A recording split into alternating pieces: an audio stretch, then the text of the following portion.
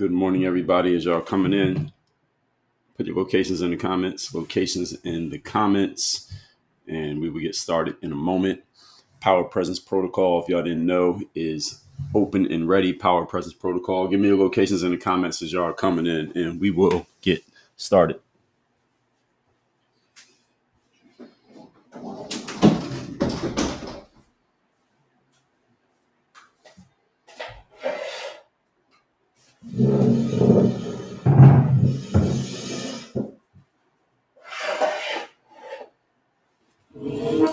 Locations in the comments as y'all are coming in.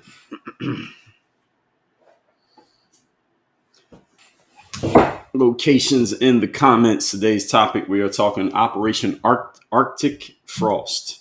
I didn't know this was an operation, which is good. We're not supposed to know about it until it becomes a news item. We know about it now. That's what we're going to discuss here today. Give me locations in the comments, everybody, and we'll get started in a moment.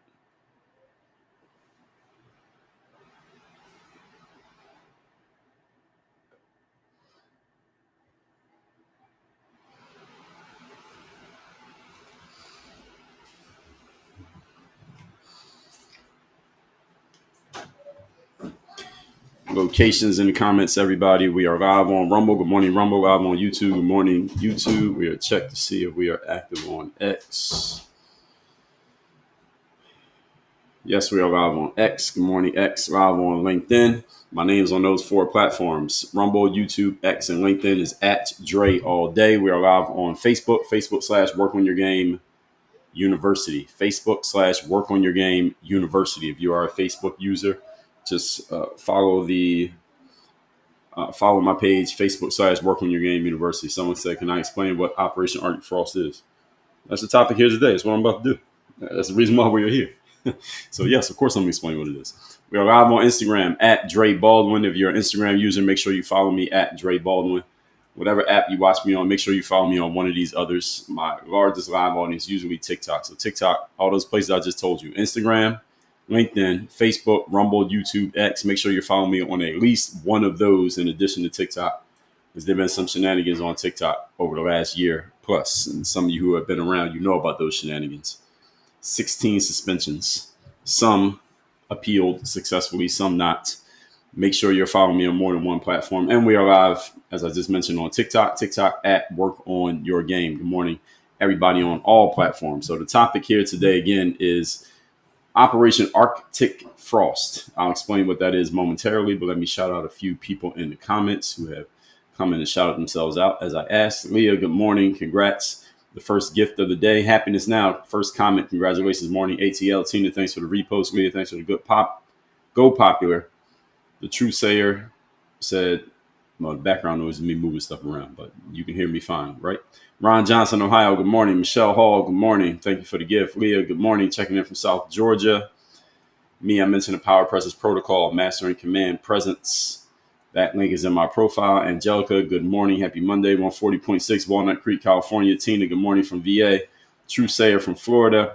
Wait a minute from San Antonio, Texas. Leah, thanks for the necklace, friendship necklace. Marky Man from Sacramento. Angelica, New Jersey. Leah, thanks for the gift gallery. Light up early. Derek Smith from Detroit. Loyalty Movements from the Poconos. Shout out to the Poconos. I think you may be the first person from the Poconos to be in my live. Chelsea, good morning from Denver, or at least the first person to say so. Angelica from New Jersey. Are y'all voting for a Republican governor tomorrow or what? In New Jersey. Courtney, good morning, checking in from Nashville. Giga Dad, North Carolina. Stay True to You, 1990, checking in from Illinois. Good morning. Nana Cat, good morning. Stay True said, did y'all see that Tulsi, Pete, and another person moved on to military bases? I didn't. That's not the topic here today, but if it becomes enough of a news story, I may talk about it, but I did not see that. Leah said, everybody tap when you come in. Yes, everybody tap the screen as you come in. Like the live, everybody. Giga Dad said, I went to a men's clothing, got fitted for some nice business attire like yours. Good stuff. Did you get the suit? Or are they still making it or what? Frederick Rosemond, thanks for the follow. Leah, thanks for the lightning bolt. Giga Dad, business. Angela, Rocky Mount, North Carolina. Angelica, thanks for the share. PJ from Oklahoma. X amount of time from Connecticut. Tina, thank you for the rose. Kuya Binya Shara, Manson, North Carolina. LDG from Minnesota. Rob, thanks for the share. LDG also. Laura Iggy Glover from Oklahoma. Angelica said you're going to vote Republican tomorrow for sure. Yeah, we'll see if New Jersey gets a Republican governor. We'll also see if Virginia does so. I think there's a better chance it happens in Jersey than Virginia. Quail Ridge from Lincoln, California. Giga said it's being tailored. Yeah, that's what I was asking. Are they still working on it? Fair enough. XTR from Northern California. Good morning. All right, so let's get into the topic here today. So it has come to our attention that Joe Biden's administration, and this is the way they do it now, they blame it on the whole administration. They put the name of the person who was the president. That was President Biden, Joseph R. Biden, Scranton Joe. His administration was hunting down Donald Trump and many other prominent conservatives during Biden's administration. So there was a probe done by the Federal Bureau of Investigations, also known as the FBI, that started around early to mid 2022. So this is in the middle of the Biden administration. Under the banner of foreign influence and election interference, they started this Operation Arctic Frost. The whole thing was, we want to check for any foreign influence happening, and we want to make sure there's no election interference happening. That was why the FBI started. That was the front-facing reason that they were doing this, front-facing in terms of what they were telling each other. But documents that got released this year, actually a week or so ago, show that this investigation actually broadened dramatically. It started off under this fair enough pretense of we want to watch out for foreign influence and election interference, but it broadened. And what happened is they started targeting a bunch of Republicans, hundreds of them actually, in between people, groups, and donor databases. This is originally tied to allegations of the 2020 election issue and any foreign actors involved in the 2020 election issue. But a whistleblower, and those who don't know what a whistleblower is, that's a person who's on the inside and they see something going wrong and they come out and they let everybody know, hey, something bad is happening inside of here. Basically a snitch, if you want to call them that. But legally or technically, more professionally, they get called a whistleblower. So it's the person who's on the inside, sees something going bad on the inside. They go to the authorities and tell on whatever was happening on the inside, and they get protected because that's why they have that term, the whistleblower. So if you have that whistleblower status, usually the first thing you get is protection from the authorities. You get a lawyer, and you're basically protected, and maybe you get, even if you end up being implicated in some of the bad stuff that was happening, you are protected because you're the one who came forward and at least told on the organization or the team or whoever what you were doing. So a whistleblower on the inside and some Senate oversight disclosures now say that this investigation, Arctic Frost, it morphed into internal surveillance of the GOP infrastructure. That's what this became. That the Biden administration started internally surveilling the GOP. It started looking into their donor lists, i.e. finding out who's giving money to the Republicans, and even communications data of sitting Republican senators. In other words, the Biden administration, according to what we learned, they were looking into the communications of sitting senators. So senators in the United States Congress, they were having their messages read and looked at in phone logs and all of this stuff. Now, the key players involved in this entire process are people who we know. Let's name off a couple of these people. One of them was Mr. Special Counsel. We know Mr. Special Counsel. He's also known as Jack Smith. Special Counsel Jack Smith. He was involved in this. At the time, Attorney General, this is Mr. Merrick Garland. He was involved in this. The FBI itself was involved in this. They're the ones who executed this probe under several different offices. You know, the FBI is one organization, but they got a bunch of offices all over the country. And then there were whistleblowers. These are the people who are part of this, and they realized that what they were doing was wrong at some point. They came forward and basically told on the entire organization, including themselves. So these are the people who kind of helped this become known, because had the whistleblowers not come forward, nobody would know about this, or at least not the way that we do. Now, they claim that the code name, again, is called Arctic Frost. They called it, the FBI, when they do investigations, they give it code names. So if there's communication happening between people in these investigations, they don't say something like, hey, you know, that ongoing investigation into Trump, they don't call it that. They give it some code name that usually somewhat loosely related to the process, but is a code name that you couldn't decipher what it's about if you weren't on the inside, you didn't know what was happening.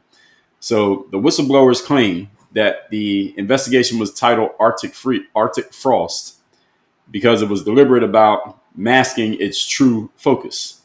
The true focus was they wanted to put a cold freeze on GOP operations. This is all according to the whistleblowers. Now, the fallout from this is going to be heavy. There's been a bunch of subpoenas demanded. A subpoena is basically a demand that you show up in court and speak for yourself. Lawsuits are going to be filed, and some have been filed. The FBI has disbanded a task force unit that was involved in this process as basically a way of scrambling out of this as quickly as possible. And both parties are lining up for hearings. So, when people go to Washington, D.C. and they have hearings, they get asked all these questions and they get grilled by the Congress people, those committees in Congress. Those are hearings. So a bunch of hearings are going to happen based on this. And in those hearings, you can already guess how this is going to go. I'll tell you how it's going to go. For those of you who don't understand, never watched one of these hearings, I'll tell you what happens. If you have never watched one of these hearings, I suggest you do. There was an interesting one with Kash Patel a few weeks ago. I haven't watched the whole thing yet. You can pretty much listen to it. It's about 5 hours worth of total material. You can put it on probably 2x, but you can listen to the hearings when a new president comes in and they appoint cabinet members. There's always a confirmation hearing. And what happens is whatever side the person is who is on the stand, i.e., let's say, for example, Robert F. Kennedy Jr. Well, RFKJ took the stand for his confirmation hearing to be, head of HHS. Because Robert F. Kennedy, formerly a Democrat, now he's on the Republican side under the Trump administration, all the Democrats on the committee tried to grill him and try to make him look bad. And they tried to ask him these questions that no matter how he answered it, he looked guilty. And they're basically trying to grill him and basically make him look bad and get viral moments that they could use on social media, which they successfully did. Then the Republican senators who were there, because half of the committee is Republican, half of the committee is Democrat. So it's like this back and forth where you get grilled by one person. The next person who comes up is the Democrat goes first and they grill you. Then a Republican comes up and they're nice. And then a Democrat goes up and they grill you. Then a Republican comes up and they're nice. So it's like this back and forth game. And they all do it. So if there was a Democrat on the stand, then they would just switch sides. The roles would reverse. And these hearings are about to happen based on this. And you can pretty much guess how these are going to go. The Republicans, being that this was a probe that went into Republican business, they're going to grill the people who get on the stand. And then the Democrats are going to try to make it look like it was a nothing burger. That's what this is going to become when it comes to the hearings. All that said, let's get into exactly what this means, why it matters. So let me introduce myself first for those who do not know who I am. My name is Dre Baldwin. Many know me as Dre all day. I'm a former 9-year professional athlete, I'm author of a few books. I've done a few TEDx talks. I run this company called Work on Your Game Incorporated. Our job here is teaching you the power of presence. Power of presence is how you close sales, get cooperation, and leave an imprint on others without saying a single word, without speaking. How do you do that? Well, that's the Power Presence Protocol. We have an entire program based around that. You can find out more about that in the link in my profile. But if I gave you a brief snippet of what it's about taking the 85% of communication that is nonverbal and leveraging that 85% such that the final 15% of communication that you have to do consciously, the game is already over. The decision has already been made. You already won before you open your mouth to speak. You want to learn how to do that and how to master it and use it in your business and your personal life and your relationships and everywhere else. Go to the link in my profile. You can get involved in the Power Presence Protocol. We have challenges. We have masterminds. We have coaching. Now, getting into this topic here today. Again, Operation Arctic Freeze is the name of the process that the FBI was running that has now been exposed by some whistleblowers on the inside. Now, the sheer scale of the targets in Arctic Frost is unprecedented. The documents show that the FBI had 92 or more Republican-linked organizations and individuals under review, including, actually, I'll get to including in a second. Let me just put that in context for y'all to understand. The FBI, just in this investigation alone, they had 92 different Republicans, whether people or organizations, under their surveillance. Here's what y'all got to understand about the FBI. If they want to get into your business, they can. I'm talking about each one of you. If the FBI wants to investigate you and find out about you, how you live, where you live, who you're living with, how you move about on a day-to-day basis, where you're going, what you're doing, what you're buying, what you're eating, what you're throwing in the trash. If the FBI wants to get in your business, they can and they will. And the FBI, in this process, they had 92 Republicans under the scope, including Turning Point USA's youth group and major GOP donor networks. In other words, people giving money to the Republicans to help them win elections. They were being investigated by the FBI. Turning Point USA's youth group. Turning Point, that's Charlie Kirk's organization. And the youth group, the younger people in Turning Point, and why they matter, because they're going to be the next wave of voters and policymakers and decision makers and household heads of households. FBI was watching all of these individuals according to what the whistleblowers have said. Any of you ever watched a show about anything that had to do with the mob or the mafia? Eventually, at some point, if you're involved or suspected to be involved in organized crime, the authorities, the letter organizations like the FBI, they come sniffing around. And what they do is they start watching you. They start following you. They start looking into your family. They look into your documents. They can bug your phone. They can wiretap your house. They'll do all that stuff, and you don't even know that they did it. How can the FBI wiretap your house and you don't know?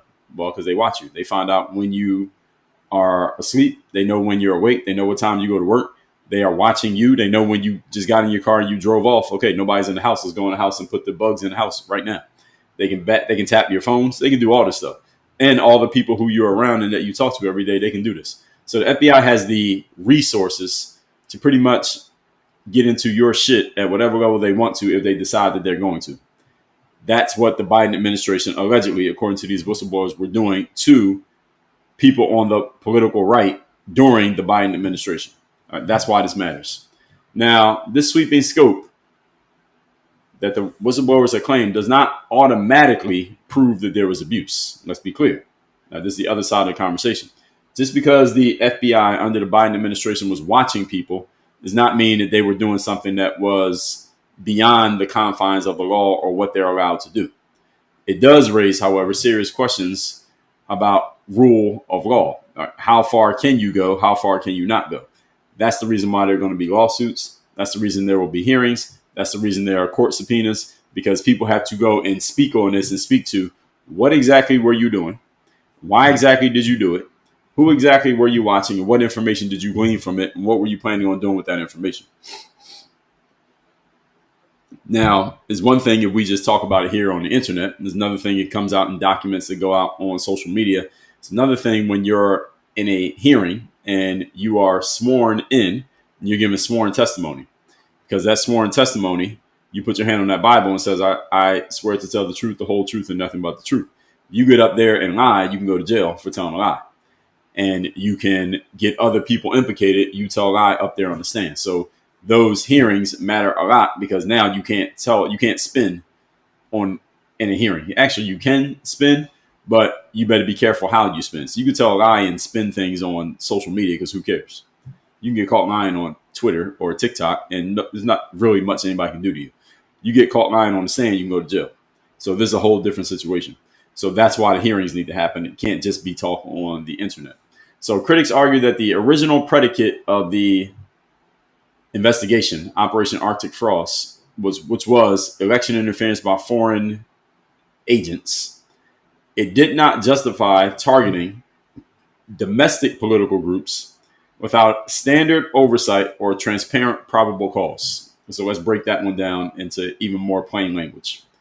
The original purpose of Operation Arctic Frost was they wanted to make sure no foreign involvement was getting in the way of elections happening in the United States. That's a fair enough reason. Regardless of how you feel about it, that's a fair enough reason. We don't want other countries having people messing up our elections. Okay, fair enough explanation. And if you start targeting domestic political groups, there has to be an explanation for why you're doing it. You have to explain, why are you doing this? And if you are doing it, there must be some oversight. Hey, you can do this, but you can't do that. Same way with the FBI. Again, you watch any mob or mafia movies, they show you this, that they found out that the FBI rule is that they're tapping your phone. And this is when they know their phones are being tapped. The first 2 minutes or 5 minutes of the conversation, if there's nothing being said that's talking about illegal activity, technically the FBI, the people who are tapping your phone, have to stop listening to the call. So if you watch any movie like Goodfellas, you'll see that the guys will have their wives get on the phone and just talk everyday stuff like, here's the food that I made, and here's what's happening with the kids, and here's what we're doing for dinner. Then after X number of minutes, Then the mafia guy, he's sitting right there. He grabbed the phone. The other guy would grab the phone. Then they start talking actual business because they knew after X number of minutes, the FBI had to stop listening to the call. So now we can talk about what we really need to talk about. The whole point is there's oversight. There's an oversight and there's rules as to what information you can use and what information you cannot use based on the rules that are in place. This is part of the system of checks and balances that makes the government the government. Even though people in government have a lot of power, there is allegedly a system of checks and balances that checks how they can use that power, when, where, and upon, and who they can use the power against. And at the same time, it needs to be transparent, probable cause. Probable cause is if I'm going to, let me back up and give you an example.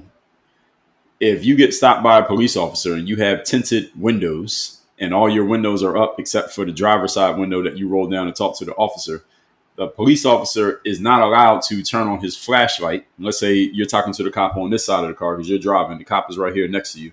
Then there's another cop on the other side of the car, but all your windows are up and the windows are tinted. So the cop can't really see into the car and it's nighttime. That police officer technically is not allowed to turn on his flashlight and start looking into the windows of your car because they're tinted. He's not allowed to do that unless he has a reason to do so. The cop does not have probable cause for turning on that flashlight and looking into the back windows of your car. Then anything that he sees or finds in the process of doing that, your lawyer can point out, hey, they had no reason to be looking in the first place. So even though there was a gun on the back seat or there was some weed back there, that can get thrown out. The very charge that they got you on is thrown out because the way they found it was they did that by violating the rules. That's what probable cause means. There needs to be some probable cause for them looking into your shit.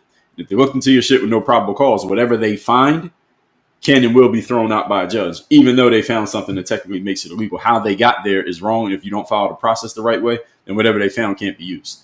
And that's what probable cause means. It needs to be transparent probable cause, meaning that the people who were involved in this FBI program, Operation Arctic Frost, they have to be able to explain when they get subpoenaed and when they go to these hearings, they have to explain, since you were looking into Republicans and looking into their situation, even though the premise of this operation was foreign election interference, you start looking into domestic people. Why'd you do that?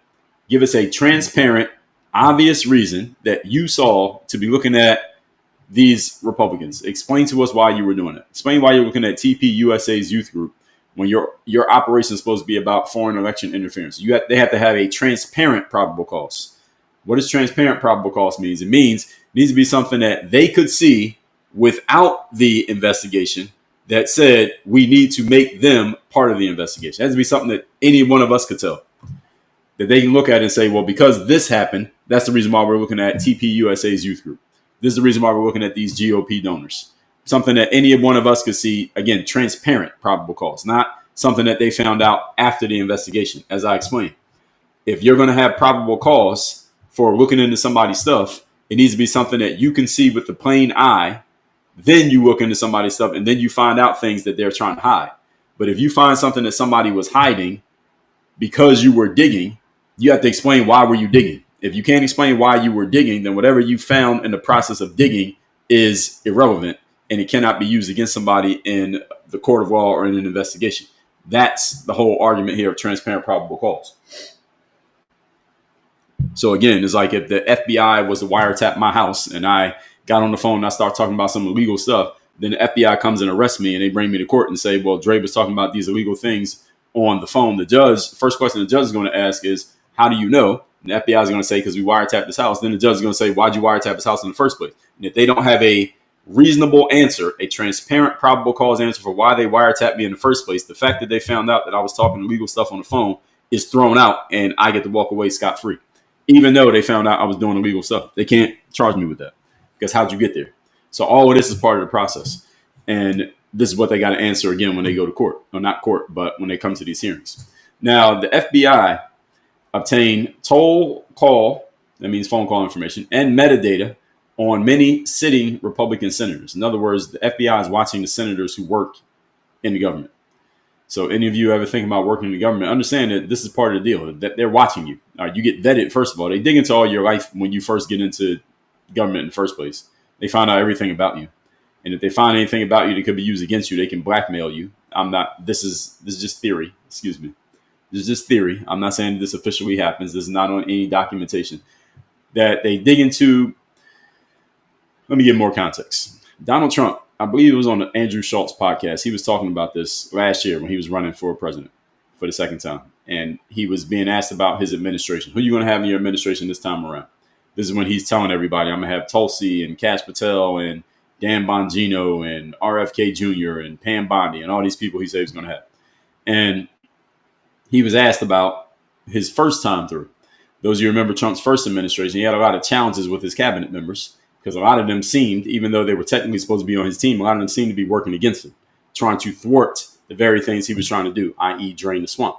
And what Trump explained in 2024 during his campaign run was that a lot of times he picked people for his cabinet the first time through in 2017 because they were already vetted, and the vetting process takes a long time, and he needed a cabinet immediately. He had to work with people who had already been vetted. In other words, he was explaining that when he won the first time, he had to pick cabinet members, and he didn't know. I mean, it's his first time through as president. He didn't know that these people needed to be vetted. He didn't know how long the vetting process took. So it was news to him that it takes this long to vet a person, and the people who he might have wanted to choose, the time it would have taken for them to get vetted, he already would have been well into his administration, so it wouldn't have worked. So there's a lot of people he would have had in his first administration that he didn't have simply because the amount of time it would have took the powers that be to vet these people, it would have took too long. He wouldn't have had a cabinet to start his administration, and he needed a cabinet. So he picked people who had already been vetted, i.e. people who are already tried and true known entities in Washington, D.C., i.e. swamp creatures. This is the reason why he has so much problems with his administration the first time around. He picked a bunch of people in the swamp while he's trying to drain the swamp. That's why he failed to drain the swamp. So vetting, for those who don't know, vetting is when you step into some new organization. It's kind of like, when you get a job. You get hired for a new job and they ask you for references, provide references. I know most of the time you provide references, they never even call to people or even reach out to them. They just want to see that you have them, not because they're actually going to call. Now, some jobs do actually call your references and call your old bosses and find out that you actually work there and get a review. Some of them do, many of them don't. Vetting with the United States government is like that times 100.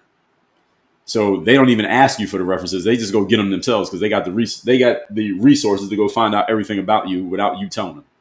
So they go find out about the stuff that you wouldn't put on your resume. They go find all that about you. They find everything out about you, where you went, where you were, where you're from, who your family is, where you were born, where you traveled, every time you got a parking ticket, every time you travel internationally, all the money you spent, all the money you made, your tax returns. They look at all your shit, everything in your life. That's the vetting process. And they basically say, okay, now that we vetted this person and we know everything about them, we got a file on this individual. Now they're clear. They just make sure you're not some like domestic terrorist. Now they're clear that you're not that. Then, okay, now this person can work in your administration. Vetting does not mean they're like deciding whether you can work there or not, aside from you being some crazy person who might try to overthrow the government. If you're not that, then you're cool. The vetting process, and again, this is just theory that I'm speaking here. Vetting is real, but what I'm about to say, this is just theory, is that they get a file on you and they got all your information, they got all your stuff, and they can let you know directly or indirectly, like, hey, we know about this thing right here that you don't talk about. And if you get out of line, we'll let the whole world know about that thing. And that's one of the ways they can keep you under control. I'm not reporting this. This is just theory. This is just my personal theory. I'm not reporting it. I'm just saying this is the kind of stuff that the government can do. They have the resources to do this. So any of you ever get under the scope of the government, anything you think you're hiding, you can't hide it. Okay, that's the bottom line here. So the vetting process with Donald Trump, the reason I'm bringing all this up is these sitting Republican senators were being watched by the FBI as if they weren't already being. The FBI already knows everything about you. And if you get their attention, now they start watching you more. So this unclassified document, as part of this whistleblowing process, it revealed that 8 senators and 1 member of the House were under this metadata collection as part of Arctic Frost. In other words, all the metadata from everything you do is being collected. So all of you who are internet users, every message you send, every email you read, if you stopped at the gas station on the way home from work today, all right, that's all metadata collected through your phone, by the way. Y'all know that, right? Y'all know that with your smartphones, every time you go somewhere, you stop somewhere, you spend money, you type something, you text something, you reply to something, you look at something and don't even engage with it. You don't like it, tap it, comment. they still know that you looked at it, right? And all that metadata is being stored on your phone. All y'all know that. Y'all know that your phone is basically telling on you and everything that you do 24 hours a day, literally 24 hours a day. That if the FBI wanted to find out about you, they would know exactly what time you went to bed, what time you woke up. They would know if you got up in the middle of the night to go to the bathroom. All right, they know. All right, that's what your phone, by the way, is doing that for you.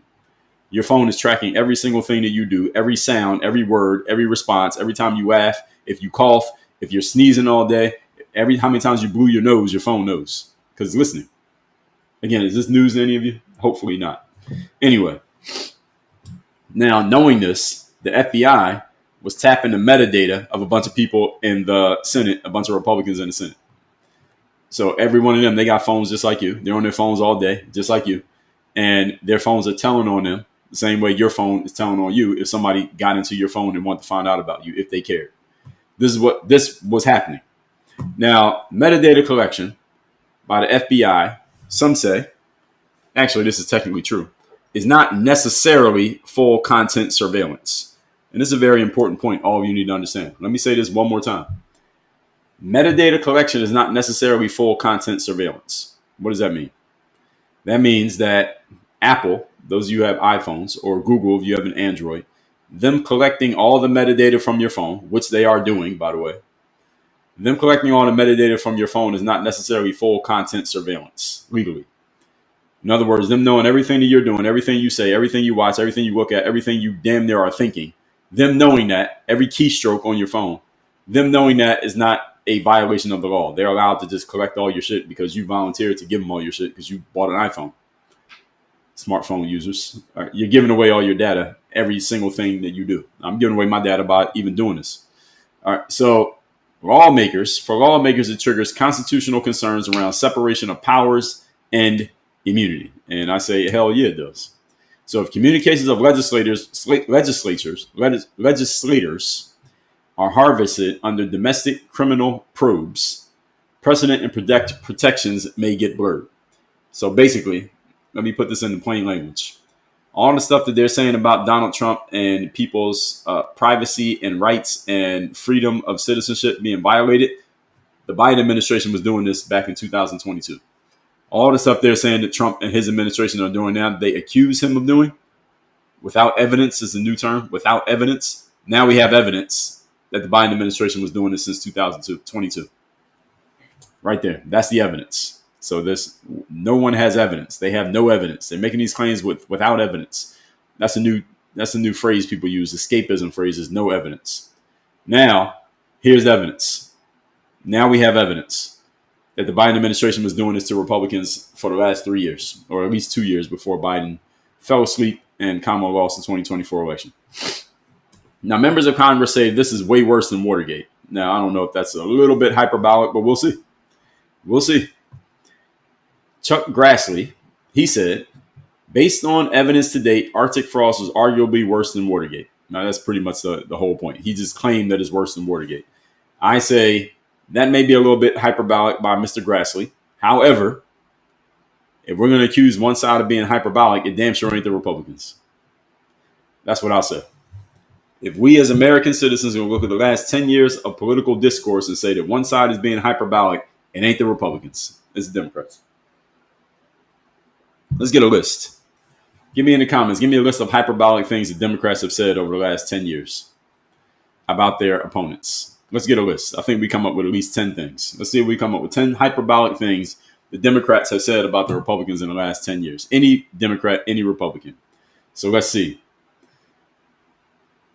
Let's see the hyperbolic things. Number one, Trump's going to be a dictator from day one. All right, that's one hyperbolic thing. Dictator from day one. He did say that, but it was out of context. That's what he said.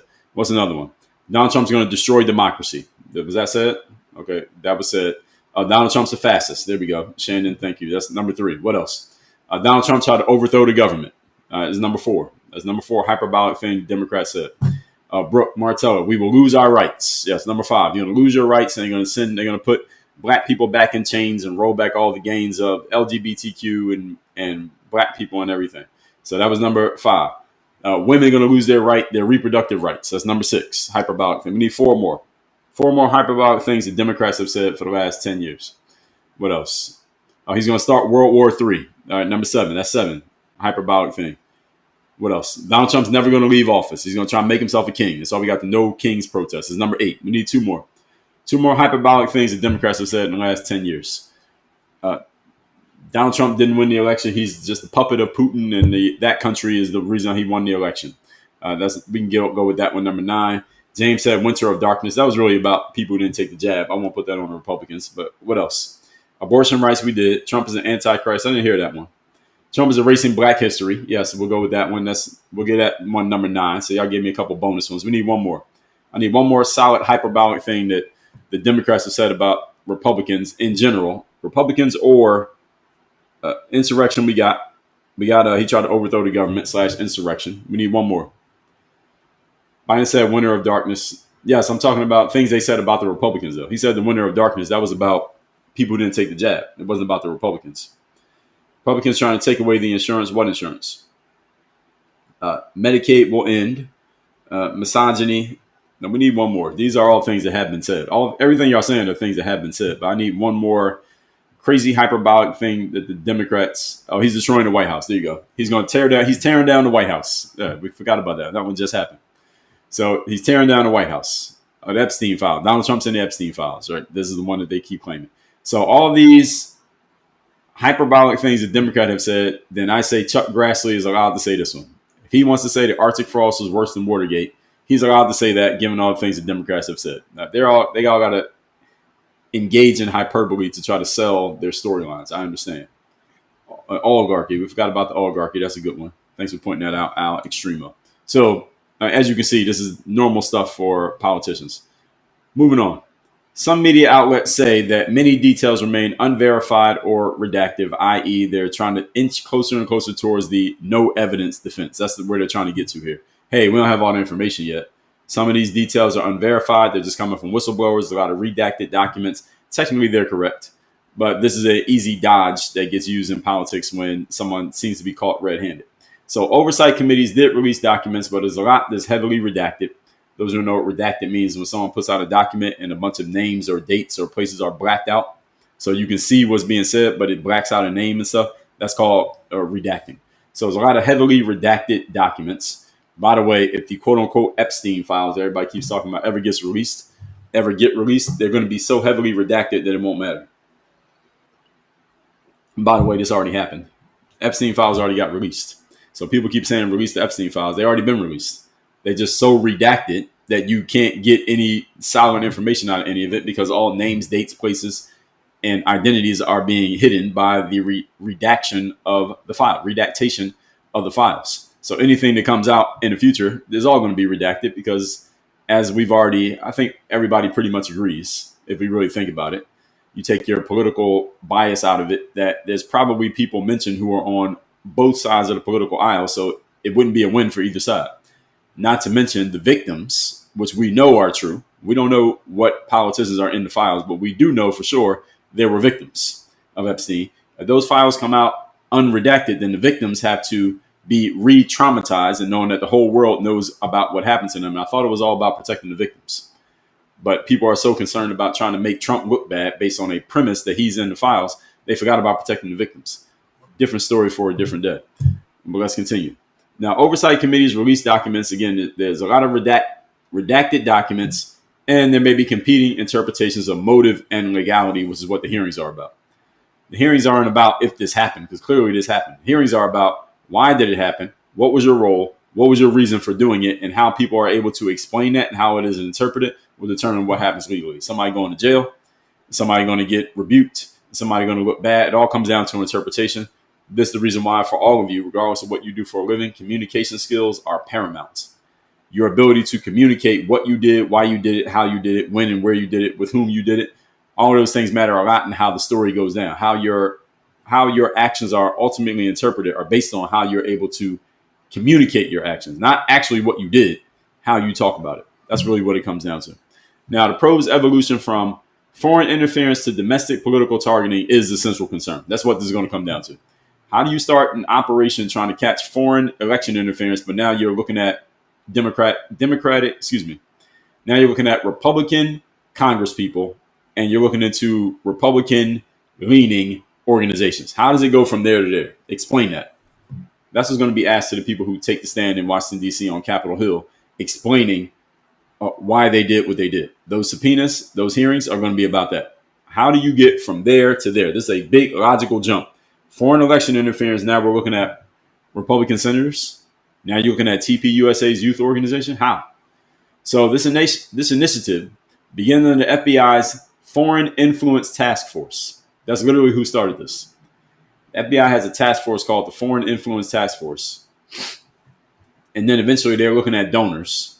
They're looking at state party apparatus and even evangelical outreach groups. Explain how you get from here to there.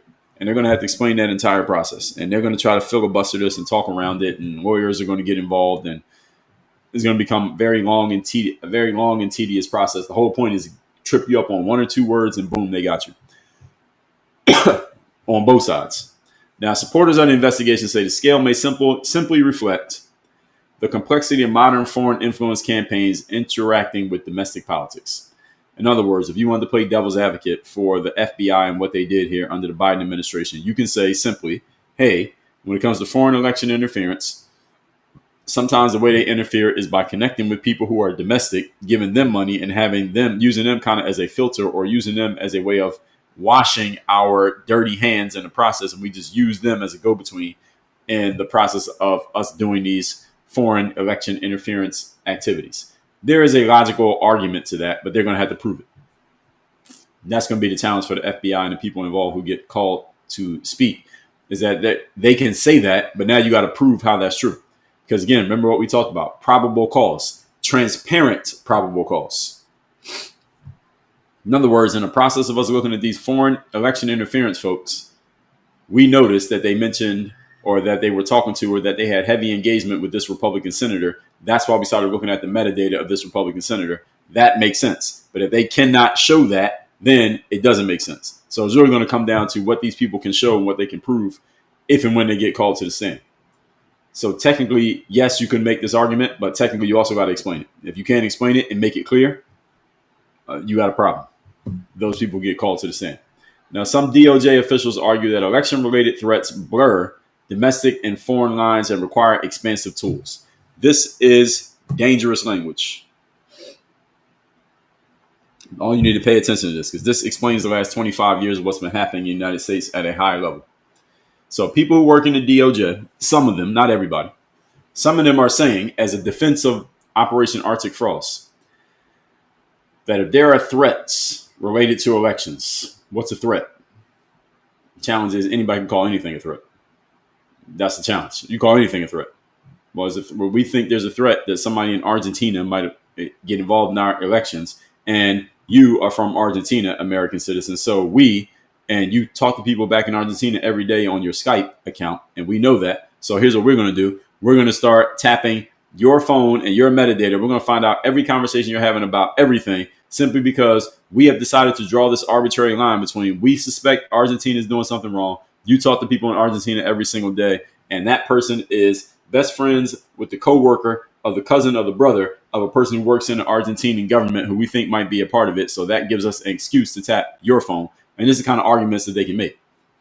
And because of that argument, they get a judge to approve that, or they don't get a judge to approve it. They just start doing it. And now they got to use that tool as part of their investigation because they never know where the investigation can go. So we got to cast this wide net. And if we happen to be looking at your shit in the process of casting a wide net, and we look at you and you end up having nothing to do with it, well, hey, sorry, but hey, we had to do what we had to do because we got to keep everybody safe. That's the argument that the DOJ can make. That's the argument the FBI can make. Sorry that you found out we were tapping your phone and listening to your phone conversations and bugging your house and following your kids to school. Sorry that you found out about that. But because of the investigation, we got to make sure we keep everybody safe. So you were just part of the collateral damage of what we had to do. This could be the argument that they make. And this is not a joke. They could say that and get away with it, by the way. And the reason why this is dangerous language is because this is how the United States has increased its surveillance state, specifically in the last 25 years, specifically starting after 9/11. Those of you old enough to remember, you remember 9/11. After 9/11, Americans were so afraid. Americans were two things. Number one, angry, and number two, afraid. Actually, maybe reverse that. Number one, afraid. Number two, angry. Let's say afraid first. Americans were so afraid that we okayed the TSA. We had the TSA because of 9/11.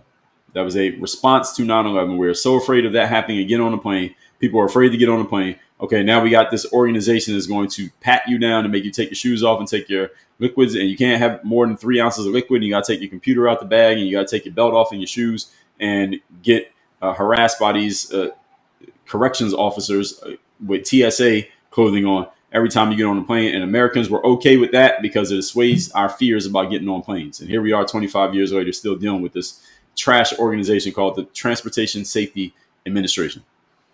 Because we were afraid. We asked for the TSA. So I can't even be mad at it because we asked for it. And then because we were angry, George W. Bush said, hey, this guy over there, Saddam, he has weapons of mass destruction. We got to go over there and get him because he could have something to do with the people who did something to us. That made no sense whatsoever, but we were so angry. We said, oh, let's go get whoever we got to go get. 15 years later, we were still there. 15 years and who knows how many American soldiers' bodies later, we're still there. We were still there because we were afraid and angry. Long story short, folks, when you let your emotions get the best of you, especially a group of people, you end up doing things that in the long run look stupid. Also, that doesn't get talked about as much because there's no big label or title you can put on it. The surveillance state of the United States government increased exponentially after 9/11. This part they didn't announce. What's a surveillance state? It means the government decided arbitrarily, with our support, our tacit support, that it's okay to watch everybody in America just to make sure my neighbor or that guy standing behind me in line at Walgreens is not plotting the next terrorist attack in America, because I don't want that to happen again. So it's okay if America just starts looking into everybody's shit with no authorization and without you even knowing that they're doing it. That's been going on for the last 25 years. That's called the surveillance state. So we don't have, in America, there is no privacy. You have no privacy, especially if you use a smartphone. You live in America, you use a smartphone, you have zero privacy. 9/11 combined with social media.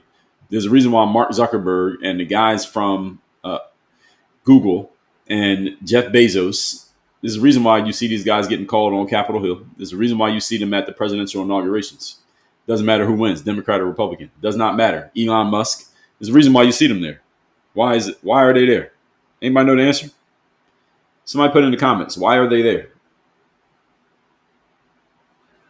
Yes, the Patriot Act. The Patriot Act created all this. And it sounds like a positive thing. Patriot Act. Who could go against being a patriot? You know why they do all this? The reason why those people, someone said money. Money is indirectly part of it. It's because of the information. TMB stakes is the information. Yeah, Nurse J. Beasy said they saw our data. Yes. Our affiliate said information war. No, not the donors. No, not dropping off money. It's the information. They have all the information. Mark Zuckerberg got all the information in the world. Mark Zuckerberg has all the information. The Google guys, Sergey and Larry, they got all the information. Jeff Bezos, he got all the information. Elon, he has access to all the information, especially since he bought X. They got all the information. They know everything that everybody is doing because everybody uses smartphones. The Apple guys, same thing. Andy Jassy, he's the CEO now, right? Oh, no, that's the Amazon CEO. Who's the CEO? Tim Cook. They got all the information. So whoever wins the presidential election, they make a phone call and they summon those guys to come to D.C. Whether it's a photo op type thing like Trump's inauguration, or it's a quiet meeting like one that's going to happen 3 Tuesdays ago that you will never know about. All right, they're talking about that information. We got everybody's information. So just in case there's anybody who's doing anything, you're sending DMs on Facebook to your friends talking about doing some domestic terrorism, guaranteed you're going to get knocked at the door from the FBI. Now, how the hell does the FBI know what you're sending as a DM on Facebook? Because Facebook told them. Why do you think Mark Zuckerberg was at Trump's inauguration? Think he's there because he likes Trump? He might, but that's not why he's there. And Kamala won, guess what? He would have been there. This is the game, everybody. And we signed up for this. Now, we voted in George W. Bush. We voted in at Congress. We were all agitated, excited, positively or negatively after 9/11. We okayed the Patriot Act. And the Patriot Act opened the door to all of this, and the door is not closing. Once the door is open, it ain't closing. So we have no privacy here in the United States. So the FBI doing all this investigating, one of the ways they can defend themselves from this is that there's no privacy. Why are people acting surprised? You ain't got no privacy. We do what we want to do. Remember 9/11? We do what we want to do. We got all your information. What you gonna do? You gonna sue us? You gonna go to court against the FBI? What are you gonna do? You gonna leave America? What are you gonna do? There's no answer to the question. That's the point I want y'all to understand. There's no answer to the question. You're an everyday citizen, and they're getting in your shit. You could be a senator. You could be a congressperson. You're just one person. You ain't got that much power. What are you gonna do? So what they did to Donald Trump. He was the president. If they want to go after you, they'll go after you. They got more resources than you. They got more people than you. They know how to leverage the law probably better than you. And if you go get a lawyer, you have a lawyer. Now, how many lawyers the FBI got? All right, there's no answer to the question, everybody. This is what I want y'all to understand. Now, you live here in the United States. All right, you do not have privacy. You thought you had privacy. You had privacy until up through about September 10th, 2001. After that, there's no privacy. Now, legal consequences are now possibly mounting. Lawsuits, subpoenas, firings. Some people are going to get fired. That's a guarantee. Now, subpoenas, yes. Lawsuits, yes. Now, what happens with the lawsuits, we don't know. What happens to subpoenas, we don't know. There will be people fired. Not because they did something wrong necessarily, because they got caught. That's why they're getting fired. Because they got caught. That's the game in politics. So the FBI shut down the task force already connected to this probe. So they probably already fired some people. Some agents did get fired in the process after the discovery of the senator metadata incident. And again, they didn't get fired because they were taking senators' information. They got fired because people found out that they were taking senators' information. This is the part I need y'all to understand. People who get fired in the process of this are not getting fired because they did the wrong thing. That's going to be the news. The headline is going to say, oh, this person was doing this bad thing. That's why we had to fire him. Bullshit. That's not why they got fired. They got fired because people found out. They were doing this since 2022. Why did they get fired now? Why are they getting fired now? Because you found out. People found out you were doing the wrong thing, not because not because of the act of actually doing it. Now, the path to accountability is unclear. It's very unclear. Will there even be accountability is unclear. How do you define accountability in a situation like this? So complex, so many people, so many entities involved. Who exactly was calling the shots? Who was just following orders? Did this make sense? Can we interpret this as making sense legally? Can we interpret it as not making sense? What kind of argument does everybody make? The lines of accountability are so blurred that any of you expecting accountability from this, get yourself a Snickers bar because you ain't going anywhere for a while. All right, there will be no accountability. The accountability is going to be what I explained to you. People are going to get fired for fumbling the ball, i.e. letting this get out into the news. That's what they're getting fired for. Not because of what this is, but because people found out that this existed. That's what they're getting fired for. So if you consider that to be accountability, all right, then you'll be happy. Now, if you want real accountability, like somebody who was actually in charge and actually calling the shots, getting a real penalty for doing what they did, if that's what you want, I suggest you fire up your YouTube after this live is over. Of course, don't turn this off. Fire up your YouTube. Go look up Barney and Friends, or Sesame Street, or Miss Rachel, or Blippi, or who's other kid shows? Peppa the Pig. You go look up one of those and you go watch some kid show, and that's where you can get some real accountability. But in this world, this life, the adult world, the United States government, there will be no accountability. None. Now, for the broader public trust, that's what matters here, right? This is about more than partisan targets. This is not just about, yes, I'm definitely a parent. Yes, that's how I know those names of those shows. This is not about the Democrats or the Republicans, folks. You notice most of what I'm talking about here. Yes, we're pointing out that the Biden administration did this to Trump, but understand this is more about the FBI, which is not Democrat nor Republican. The FBI doesn't have a side. FBI side is the side of the United States government.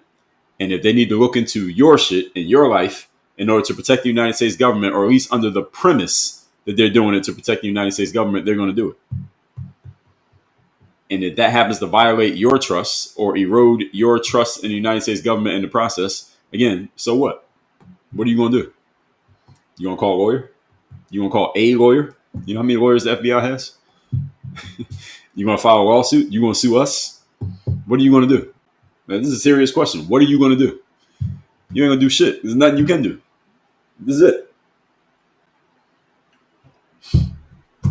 This is the power of governments. This is not Democrat Republican, folks. And the reason why that matters is because you can't vote them out.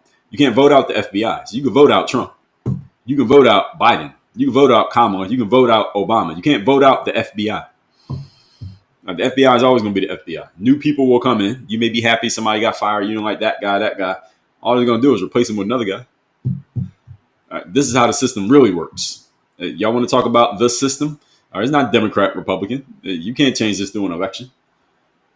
As I already told you all, I've told you all this many times. If you don't like the governmental system of the United States of America, the only way this system changes is through anarchy.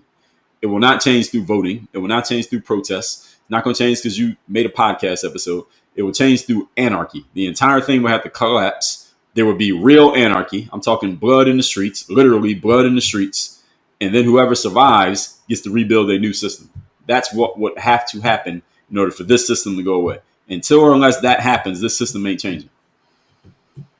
That's how it really works. So for the broader public trust, again, this ain't partisan. This is about high-ranking investigators using law enforcement powers to basically do what they want to do. And they will continue to do this. So if your party could be surveilled without the same procedures as others, then again, there's no impartiality here. Your party can be surveilled, the other party can be surveilled. This ain't about parties. It is, but it isn't. It'll be sensational because as the Biden administration did this to Republicans, but if it was on the other side, it'd be sensational and really is not really about either side. Big picture. Now, the entire logic does not collapse just because it targeted one side. Analysts say oversight and clarity are needed rather than partisan indictment. I agree with that there does need to be oversight. There does need to be clarity. But who oversees the people who have control of the law in a country that is literally the police of the world? Anybody have an answer to that question? Because I don't. I don't have an answer to that question. Who oversees the United States law enforcement system? Who can tell the United States they did something wrong here? Who can say United States, hey, you committed a war crime, so we're going to call you to court and you got to come speak and answer our questions about what we think you did wrong? What entity in the world can do that to the United States? The United Nations? No. NAFTA? No. NATO? No. Who can do something? Nobody. So the United States is not absolute power, but it's a pretty strong power. Nobody can hold the United States accountable if they don't want to be held accountable. The United States can hold other countries accountable. We still have the power to do so for now. Americans, don't get cocky. And if you're an American citizen, you can't hold the FBI accountable. If they decide to look into your shit, if they want to, they're going to. They might be doing it already. They got access to it. You just haven't given them a reason to look at it. If they want to look into your life and find out everything about you, they got a file on you already. All they got to do is all they got to do is pull up your metadata from your phone. And they got a whole file on you. They know more about you than you even remember about you if they want to use it. All that said, everybody, let's get into the comments. I need to take a restroom break, so I want y'all to take 90 seconds here, and then we'll get into using our favorite sounds, such as strawberry cheesecake. Let me turn that volume up again. Let me do that again. Strawberry cheesecake.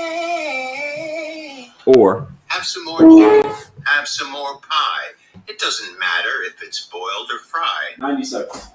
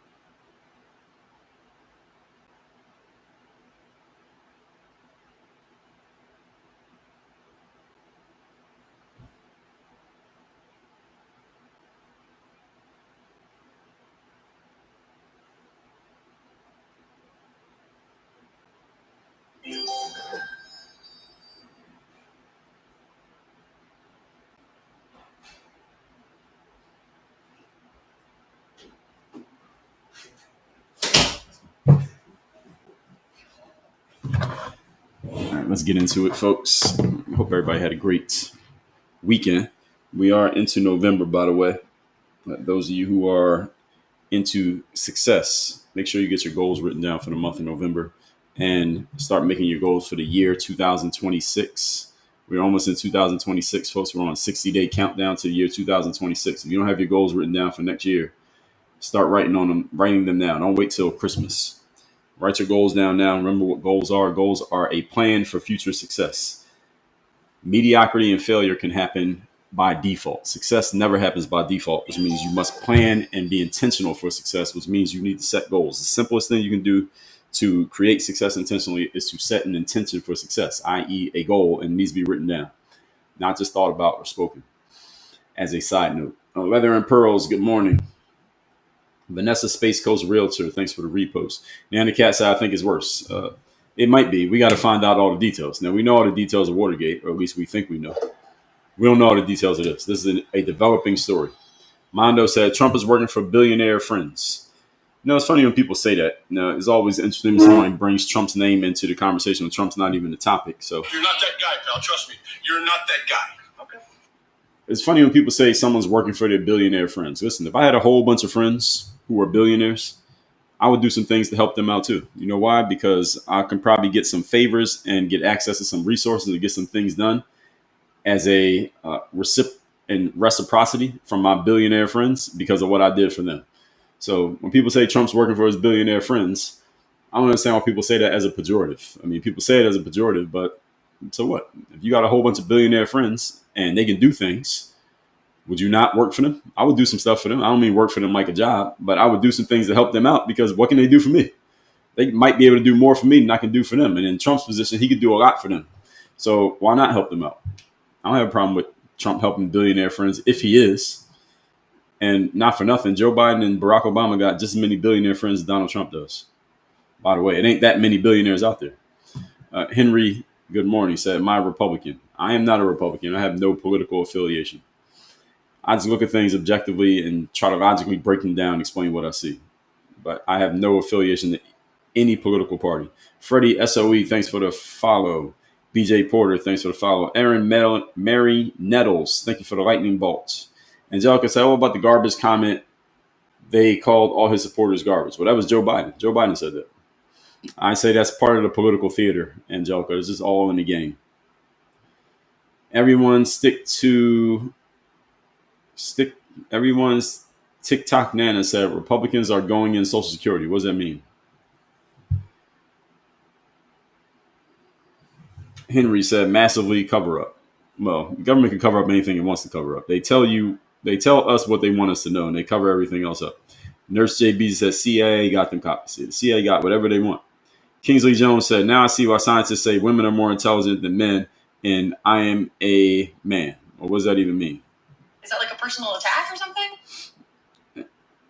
Bebley and Tracy Talks, thanks for the follow. Henry said they can redact.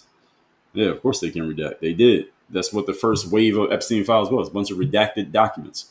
Mary Jasper, thanks for the repost. Sarah Matthews, congrats on joining the fan club. Vanessa, thanks for joining the fan club. It's Shug said, "Have you seen Kanye West famous on YouTube?" Famous like the video for the song that he put out like 10 years ago? What are you referring to? Amanda Marie, thanks for the follow. Mr. Alton said, "What are your thoughts on the Biden auto pen?" Well, I think they were using it. I mean, what else can you say about it? Jason, thanks for the follow. Yo Daddy said, "Let's go Trump." Okay. Staying Sister said, "Insurrection, sedition, espionage is how they will be charged." We'll see. Those are tough charges to prove. We'll see. Mike O said, "The GOP always cheats on elections because their ideas are trash." Really, Mike? That's the best you can come up with? Fighting for the Truth, thanks for the follow. Pat, thanks for the follow. Leah said he addresses comments at the end of the live. That is correct. I address comments at the end of the live, which is what I'm doing right now. Henry said Garland literally slow walking. Well, the government can slow walk whatever they want. And that's the whole point. Kingsley said MAGA always asking for proof and nothing they say have a glimmer of fact. Well, the reality is, Kingsley, that facts don't matter anymore. So you're comparing this to facts as if facts prove anything. Facts don't prove anything. People who don't want to listen to a fact don't have to, number one. Number two, people can always come up with a counter fact to any fact that they don't like. And number three, what matters these days is much more influence and your ability to persuade people with your argument more than actual facts. I mean, if you really think about it, Kingsley, just think about the people who you know. How many people do you know who actually make decisions based on real facts? Most people don't make decisions based on facts. We make decisions based on how we feel, what we like, and what is expedient for us in the moment, not based on facts. If all our decisions are based on facts, then we could all be replaced by robots, because robots can make better factual decisions than humans. Mr. Alton said they will plead the fifth. Yeah, a bunch of them will. You're right about that. Nurse J. Beasy said, we need a reset, strong, independent president that loves the U.S. Well, there would be a lot of bloodshed before a reset. Nana said, Democrat Party is the most corrupted party. They're only getting worse. Well, I think all politics is corrupt. Anyone involved.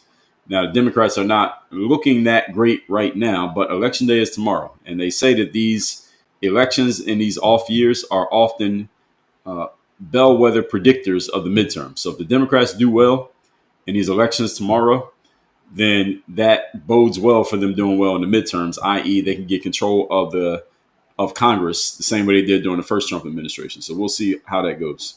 Sheila G, thanks for the share. Stephanie L, thanks for the share. Henry said, what is dangerous? ICE Plantier and dude, every heavy surveillance is from Republicans. I don't know about that one. Miss B said, I honestly believe our government had everything to do with 9/11 just so they can start the TSA. Well, the Patriot Act is what they put out. The Patriot Act had a lot of stuff in it. TSA was just one piece. Nurse J. Beezy said, Patriot Act, we gave up our privacy. Yes, we did. Yes, because of fear. We gave our privacy over fear. Tara said, Patriot Act is ridiculously unconstitutional. I agree with you, but we were so afraid after 9/11 that people were okay with it. And now we can't undo it. Well, we could, but it hasn't happened. Echoes 9711 said, we accept the Patriot Act that allows our government to spy on us. Yes, we did. Grace said, but they let them murder Charlie. Well, it depends on who they is and who them is. But we'll find out. I don't think we know yet.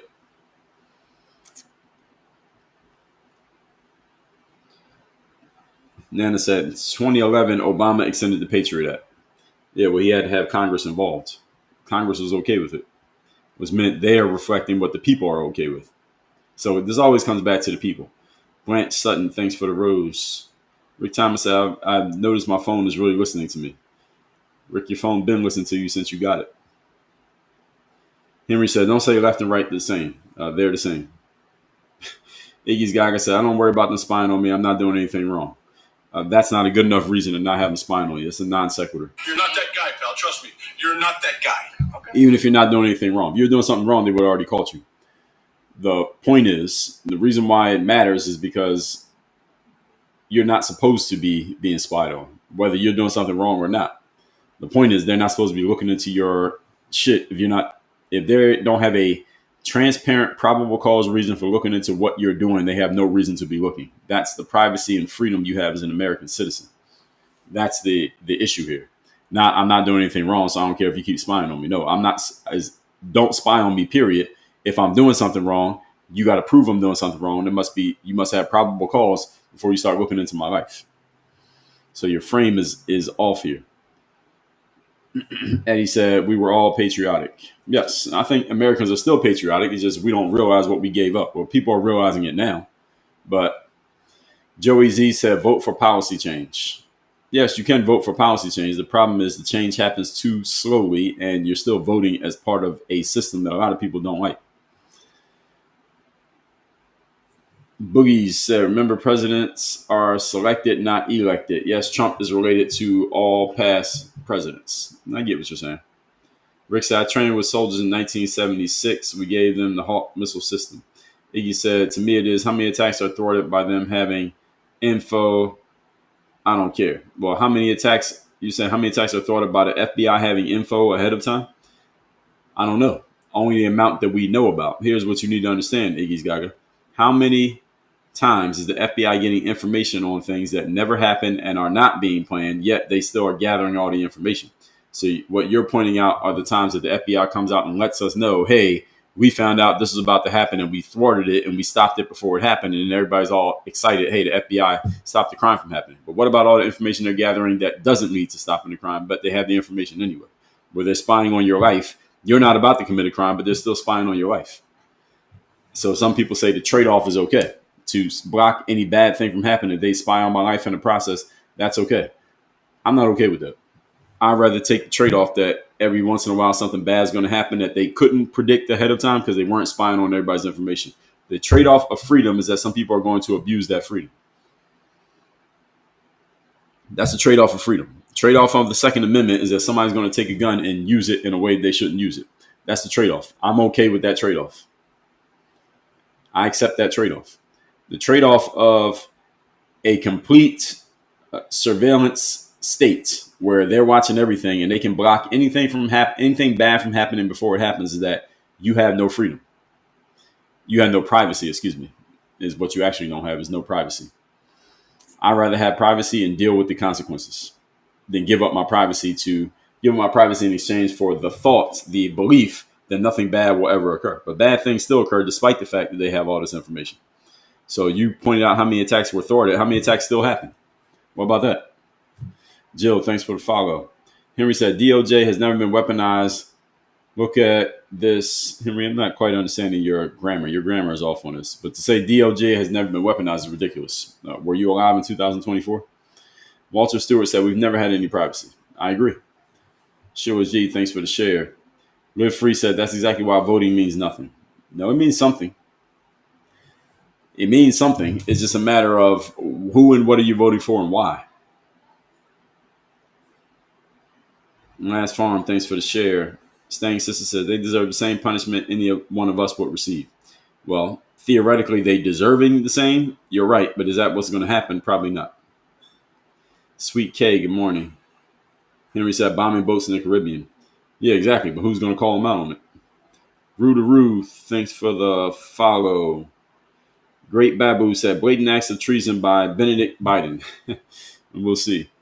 XTR said they get fired, just get moved to another position. Often. Fish said the fisherman boat is fishy. TMB Stacks. Meemaw's Table, good morning. Will said, good morning. I tuned in from time to time. I had to say I love your consistency, always sharp dress. Well, thank you.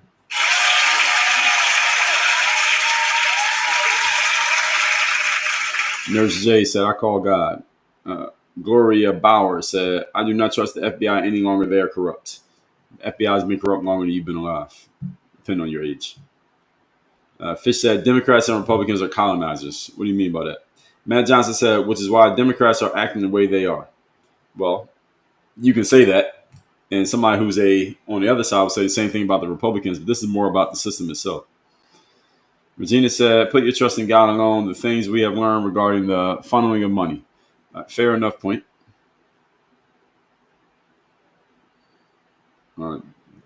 Henry said, DOJ always had a great deal of autonomy. Yeah, of course they do. They're the ones who choose who gets autonomy. It's literally the Department of Justice.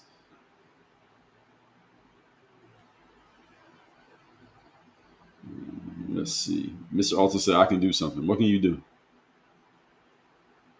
Nurse J. Beasy, good morning.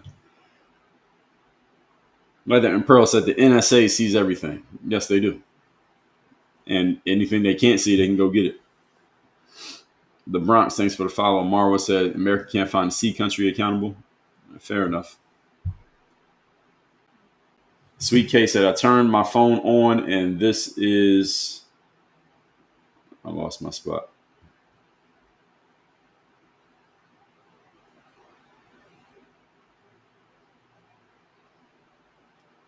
Sweet K said, I turned my phone on and this is what popped up. All right, well, shout out to your phone for having this pop up.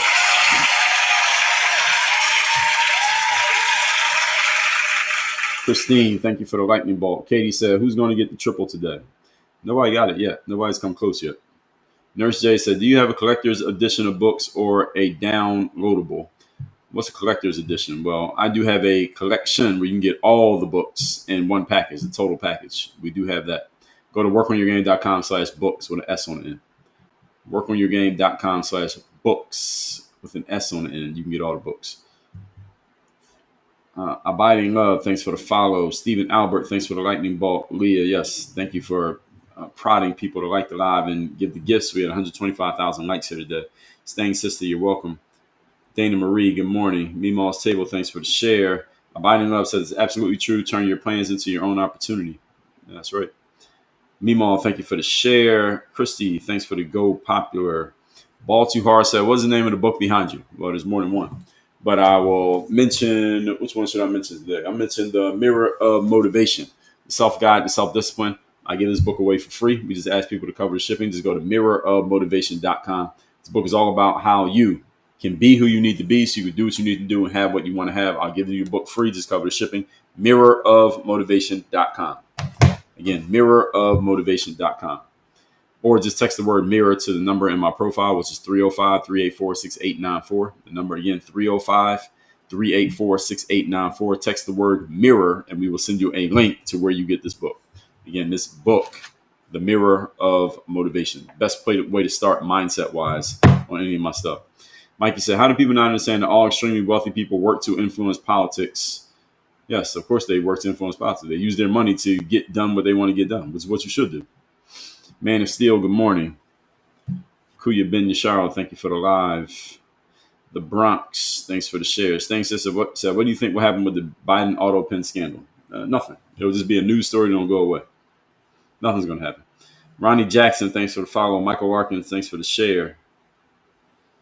Gloria Bauer said, I lived a long life and I've seen a lot. Governments are all playing a chess game. This is true. She Wolf said, how can we trust our voting anymore? The same way you trusted it before. What's the difference? Murphy said, Congress recently had a chance to cancel the Patriot Act. And what'd they do? William Gonzalez, thanks for the follow. Murphy said, reasonable suspicion to investigate. That's right. G Black, thanks for the go popular. Meemaw said, what do you think about people who take the purse and we the people vote on how money are spent? What does that mean? I don't understand the question. Staying Sister said at the Boston Marathon. True. Asset Farmer, thanks for the share. G Black, thanks for the lightning bolt. Meemaw said, put the budget on the ballot. Technically it is, and technically it's not. Miss B said, I would like to know who spies on the people that buy or not. What does that mean? Nathan Don said, that's why they tell you about the things they save you from. It's called misdirection. Yes, that's exactly what it is.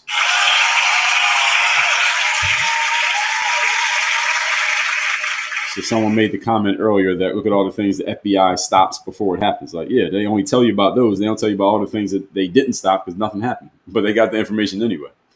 I guarantee you 99% of the information they gather is for shit that never occurs. Then the 1% of the time when they are quote unquote right, they go put it out there and make sure you know. So it seems like they're doing everything perfectly. That's what we call the Texas sharpshooter logical fallacy. Is that they go find a couple times they were right and they tout those times as if all the other times didn't even happen. The Bronx said, are you on other platforms? Yes, the Bronx, I'm on Instagram at Dre Baldwin, LinkedIn at Dre All Day, X, YouTube, and Rumble at Dre All Day, Facebook at Work on Your Game University. Gloria said, all corporations sell your information. I don't believe in their privacy forms. Yes, they all sell your information. That is correct. And they make money off that information. Information has a lot of value when you can gather it in large groups and you have a lot of details on people. Because you can learn a lot about what they're interested in, and then you can sell them all the stuff based on their interests, which is why Facebook is worth what it's worth. Katie said, I'm not okay with the spying, but I do pity my FBI shadow because I'm so boring. Well, it's not a person, Katie. It's a AI algorithm that is your FBI shadow. So you don't have to pity AI. You don't have to pity AI. AI doesn't get bored. Humans get bored. AI does not. Nays Journey, thanks for the follow. Fish said FBI is corrupt. Okay, I agree with that one. That's a fair one. Matt said, I bet he's not wearing any pants. So I just stood up to go to the restroom and come back. So no, I wear a full suit. When I get dressed to do these, I wear a full suit. I never do halfway. Murphy the Mutt said, name a person, find a crime. That's the problem. Yes. Mikey said, FBI has been shady since J. Edgar. Also true. Joe Byron said, why is the education system so bad in America? Because the system, well, it depends what you mean by bad. The system is actually working properly. It's doing what it's supposed to do. What the system is supposed to do is to indoctrinate your children so that they go out into the world already properly trained to follow what they're going to be told when they get jobs. And then do that for the next 40 to 60 years, and then they die. So the system is actually working very effectively. So when you say it's bad, I'm assuming that you don't like that system. But the system is doing what it's supposed to do. Staying Sister said, God told us about not worshiping false idols. He meant politicians too. Yes, he did. CC Ruiz, thank you for the heart. Andrea Nisi, thank you for the heart. Lynn, thanks for the heart. Andrea Nisi, thanks for the reposts. Meemaw said, I'm going to go get after your live. All right, good stuff. That's mirrorofmotivation.com, or just text the word mirror to the number on my profile. Jake Lancaster says that too many people sacrifice their privacy for a sense of security. Yes, their privacy and or their freedom for security. This is very true. It's human nature. It doesn't make them bad people, just a human nature. Fish said, no checks, no balances. That's true. No checks, no balance. Oskin said, so much of political and governance are performative worldwide. Well, it's all performative. Because it's all performative. You got to put on the show for the cameras. Now, the real stuff that actually happens in government doesn't come on camera.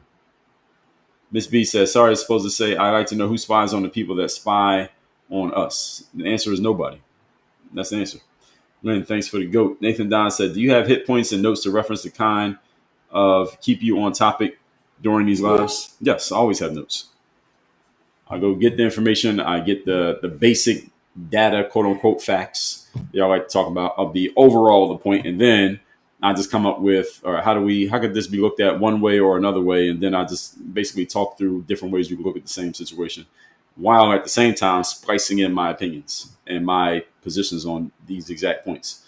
So sometimes I share points that I don't even agree with, but they are points that somebody could make. So I try to look at things from every angle, even though I'm human just like y'all and I have my own personal opinions. But if you listen, you hear my opinions, but I also tell you the point, and I'll tell you if I agree with it or not and why.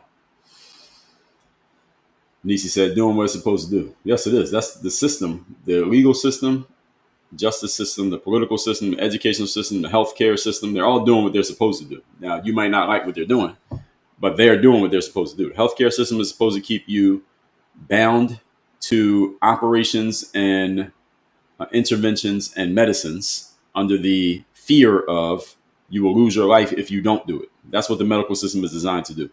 The educational system keeps you bound to the information and facts and indoctrinations of the system under the fear of if you don't follow it, you're going to be stupid. And if you're stupid, you'll be incapable of taking care of yourself as a grown man or grown woman, or taking care of your family. The justice system keeps you bound to the way the justice system decides to prosecute or not prosecute what could be a crime or what may not be a crime, under the fear of if you don't follow what the justice system says, we throw you in jail. We take away your freedom. So all three systems threaten something under the guise of you following it. The healthcare system threatens your life if you don't follow it. The education system threatens your intelligence and your earning potential. And the justice system threatens your freedom. So they all threaten you with one thing while telling you that you better follow the system on the other side. Now, people who have the balls to go against the system, they're able to thumb their noses and then tell everybody else. But the system doesn't want too many people going against the system. Otherwise, the system no longer matters.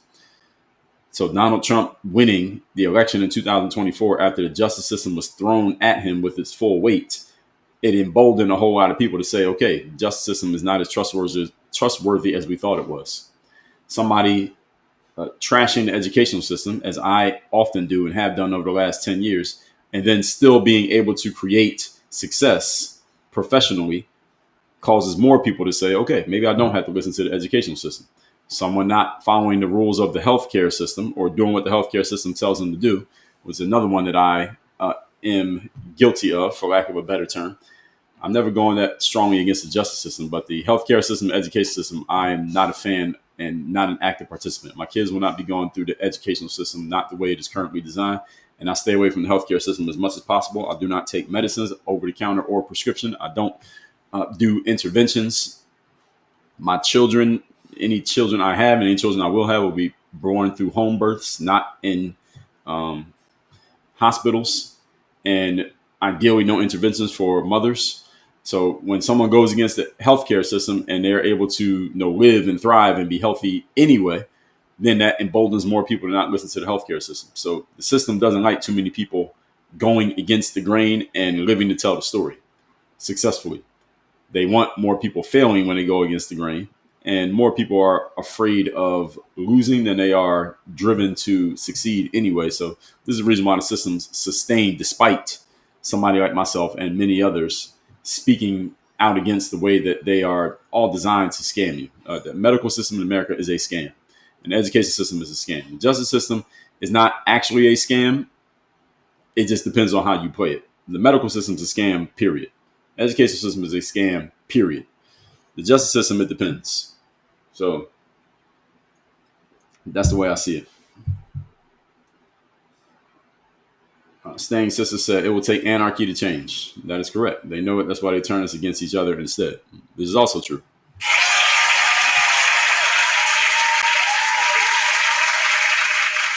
Rick Thomas said, Dre reports the truth. Go figure, that is what the news is supposed to do, but don't. Well, I don't know about that, Rick. First, it's Dre, D-R-E. It's E, not A-Y, but thank you for saying it. It's the news is supposed to tell you what happened. The news tells you what's true, not the truth. Those are two different things. What's true is something that happened. The truth is the entire story. The news often doesn't have the entire story because when they tell you what happened, it just happened. So the whole story of anything usually takes weeks, months, years to find out what really happened. The news's job is just to report this occurred. So there was a snowstorm, or this person got shot, or this politician beat that politician. They just tell you what's true. The truth often takes a much longer time to develop.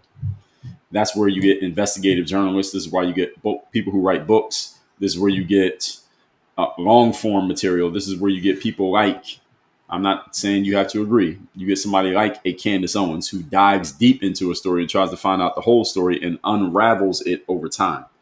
That's how you get to the truth. It takes time to find out the truth. You can't find out the truth at 6 o'clock in the afternoon. You can't find out the truth on the 6 o'clock news of something that happened today. Because often there are many other pieces that go into the process besides just what happened today. Monty, thanks for the follow. Rootaroo, thank you for the rose. Sweet K said, that's so crazy. Yeah, it's true. Fish said, it's all flawed. I agree. Sweet K said, I did that also. Staying Sister said, I like the Amish. All right, shout out to the Amish. Shout out to Pennsylvania. That's where my home state is Pennsylvania. I'm from Philadelphia, but I live in South Florida. Sarah L., good morning. Nathan said, insurance, all types are a scam. I get what you're saying. Some people are happy to pay insurance because they like the peace of mind. They are willing to part with their money in exchange for the feeling of safety in exchange for the money. It's a great business model. Insurance is a great business model. And if you want to make some money and have money coming in consistently, build an insurance company. The money comes in consistently because people will purchase peace of mind. Peace of mind is worth something for people. To know that if something happens to me, at least I know I'm taken care of, at least on some level. That's insurance. So any of you not sure what you want to do with life, but you want to make a significant amount of money and you want money coming in over and over again for work that you did in the past, get into insurance. And I'm not in the insurance industry. I have nothing to sell you. But there is consistent money to be made in the insurance business if you can learn how to sell something. Jake said, are we taking NYC tomorrow for the election? Or I think you mean talking. I'm going to talk NYC's election after the election, which will probably be next Monday because I'm going to be away this week. I'll be here tomorrow, but then the rest of the week I'm not going to be here. So we'll probably talk about New York City, whether you all saved your lives or you're about to get screwed. Not really get screwed because you voted for the guy, but we'll see what happens tomorrow. It's going to be a lot of things to talk about after tomorrow night. Not tomorrow morning, but after tomorrow night. But I'll probably catch up on all of that next week. Rick Thomas said the docs keep my older neighbors cut up as often as they can. Yeah, but your older neighbors let them do it. So it's not just on the docs, it's on them. Sarah said, I wish more people would actually look into this because so many people don't understand. It's wild. Well, Sarah, a lot of people don't want to understand because it would undo the beliefs that they had through their entire lives. And a lot of people don't want to have their beliefs challenged, especially a long-held belief, especially one that's rooted in emotion. So if someone has a belief that's rooted in logic, you can undo that by just giving them better logic. But if someone has a belief that's rooted in emotion, then that's much harder to uproot. You have to give them a visceral experience to get them to undo that belief. And even then, they still will keep believing it. I know people who bought into the idea that if you get the jab, you won't get the virus 5 years ago. They got all the jabs and the boosters, and then they still got the virus. And then they were still sick for a long time. months, and then they still said stupid shit like, well, good thing I got the jab because otherwise it would have been worse. You can't change that person's mind. So I have consistently stressed to my audiences that you are not in the business of changing people's minds. Don't try to change people's minds and get them to think something that they don't want to think. Now, if you come to somebody who is open-minded and they are willing to change their minds, then you can talk to them. But don't try to talk to people who already have decided something to get them to think something different. Bad business move. Not a good use of your resources. Dead Pet Doctor said, how are you okay with those AI videos Trump posted? Dude literally put himself in the crown. Well, so what? I mean, it's what do we call that? It's basically entertainment. AI videos that the White House posts of Donald Trump is entertainment. And Donald Trump, remember, he's not the traditional politician. So he comes in the game. He doesn't have the expectation. He doesn't carry the expectation of doing things like a traditional politician because we all know that he's not one. So when he does things that goes against the grain of what politicians do, that kind of makes sense. It's on brand for him. Now, when the other politicians, interestingly enough, start doing the same thing that he's doing to try to counter him, that's it. What it does is it proves his influence because he has all these politicians all reacting to him.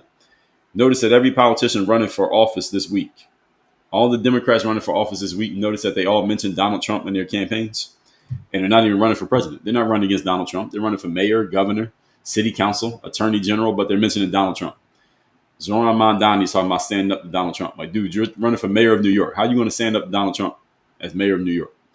The governor of Virginia, we're going to stand up to Donald Trump. But how are you standing up to Donald Trump? You're running for governor. He's the president. You would be governor. How are you standing up to Donald Trump? They are using Donald Trump as a point of reference because he controls the conversation of politics. He has gotten everybody playing his game. So you want to talk about influence. That's what influence looks like. When you have everybody reacting and responding to what you do and what you say, or what you don't do and what you don't say, that's when you're running things. Donald Trump is running politics in America right now. So all these politicians saying how bad he is. Well, if he's so bad, why is every time you open your mouth, you're talking about him? If he's so bad. Gavin Newsom, all the people in Congress, Bernie Sanders, AOC, Jasmine Crockett, all of them. Every time they open their mouths, they're talking about Donald Trump. They go on TV to talk about Donald Trump. And they're not even competing against Donald Trump. So him posting an AI video of himself, first of all, you knew it was an AI video. So, I mean, what's supposed to happen? It's not like he told you it was a real video. It doesn't matter. Sweet K said, I wanted to be a journalist, but I became an RN. Good idea, Sweet K, because journalism is dead. It's not that, and when I say journalism is dead, it doesn't mean that journalism is no longer needed. And it doesn't mean it's no longer necessary. It doesn't mean that it does not provide a valuable service. When I say it's dead, what I mean is that the companies that used to pay journalists good money are no longer doing it. They took the same people who they used to pay to be journalists, and now they have those people playing the social media game. Now those same people, their job is to get clicks. Not to get the truth, is to get clicks. And there's a difference. If you want to get clicks, you need to do or say something sensational that gets people excited. To tell the truth is often not very exciting. The truth is not sexy. A lot of people don't understand that. So people talk about the truth and facts and all this stuff. Understand that when you get all the facts and you put them in full context, that's when you have the truth. The facts and truth are not the same thing. Facts can be pulled out of context. I can give you, let's say there's a situation and there's 15 facts. I can just take 8 of those facts and tell you the 8 facts and leave out the other 7 and say, well, here are the facts. I'm lying to you because those are not the facts. Those are some facts. I left out 7 facts because those 7 facts would disprove my position. Truth is when you take all the facts and you put them in context. In other words, you make each fact connect to the other fact so that it makes sense. You create an entire picture, then you put that out. That's called the truth. Journalists, their job is to get the truth. So Candace Owens, I did a lot of talking about Candace a couple of weeks ago. Candace Owens is trying to get to the truth. At least it appears that she is. Now, some people don't like what she's doing, so they call her names and say she's just grifting and she's just trying to get likes or clicks on social media. Okay, but people talking about it, they're trying to get clicks too. So what are you saying? What's your point? It appears that she's trying to get to the truth about what happened to Charlie Kirk. And that's why she's going and finding facts. She's looking at theories. She's examining information. She's asking for help from the audience. She's trying to piece together all the facts and put together one complete picture.